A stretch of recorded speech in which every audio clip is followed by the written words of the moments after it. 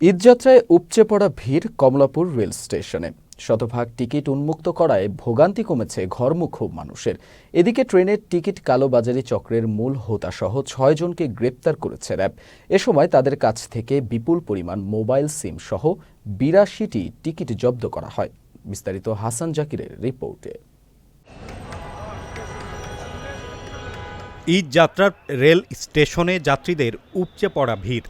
Ticket counter থেকে স্টেশনের platform সর্বত্রই ছিল আইনশৃঙ্খলা বাহিনীর কঠোর নিরাপত্তা বেষ্টনী। অগ্রিম টিকিট কাউন্টার যাত্রীশূন্য থাকলেও চলমান দিনের স্ট্যান্ডিং টিকিট মিলছে নির্দিষ্ট কাউন্টার থেকে।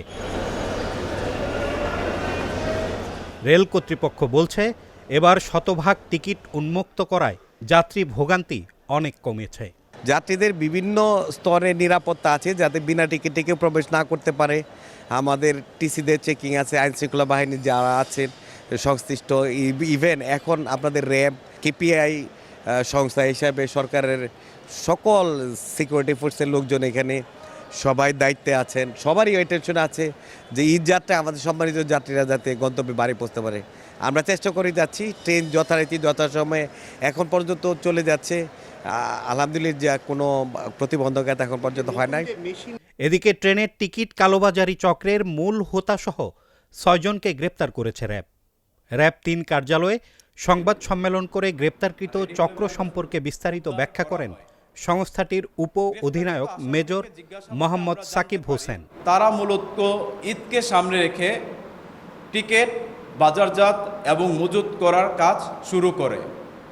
টিকিট বিক্রির প্রক্রিয়ার অংশ হিসেবে ট্রেনের সময় বা যাত্রার সময়ের ৪ থেকে ৬ ঘন্টা আগে তারা রেল স্টেশন এলাকায় অবস্থান গ্রহণ করে এবং ট্রেনের সময় যত ঘনিয়ে আসতে থাকে তাদের টিকিটের মূল্যর তত দাম বৃদ্ধি পেতে থাকে।